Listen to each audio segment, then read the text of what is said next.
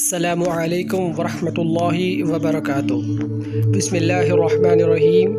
शुरू करता हूँ मैं अल्लाह के नाम से जो बड़ा मेहरबान निहायत और रहम वाला है। सूरह अल फील, इसमें 5 आयतें हैं। क्या तूने ना देखा कि तेरे रब ने हाथी वालों के साथ क्या किया?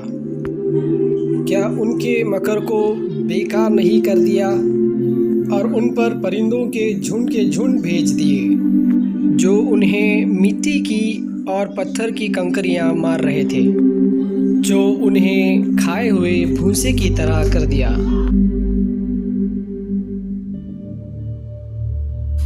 इस सूरह में अल्लाह सुब्हानहू व तआला अब्रहा जो किंग था, जो बादशाह था उस ज़माने का, यमन का बादशाह कहलाता था, जो काबा को गिराने के लिए अपनी लश्कर को लेकर आ रहा था, जिसमें हाथी भी थे। उस वक्त अल्लाह सुब्हानहू व तआला की मदद आई। अबाबिल नाम के जो परिंदे हैं, वो परिंदे अल्लाह सुब्हानहू व तआला एक झुंड का मतलब यहाँ पे ये है कि ग्रुप में आकर अब्रहा और उसकी जो लश्कर थी उन पर कंकरें बरसाने लगे, जो गिरते समय आग के बबूले होकर उन पर पड़ने लगे और उनको शिकस्त दी। ये मैंने आपके सामने जो अभी जो पेश किया है, ये जस्ट मैंने आपको शॉर्ट में बताया है।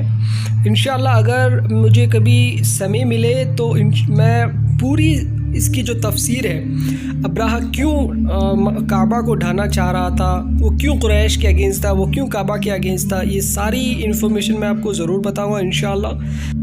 तब तक के लिए आप सेफ्टी से रहिए, अल्लाह से दुआ करें हमारे गुनाहों को माफ़ करें और हमें जन्नतुल फिरदौस में आला दर्जा अता करें। आमीन। जज़ाकल्लाहु खैर। अल्लाह हाफिज़। सब्सक्राइब करना मत भूलिएगा।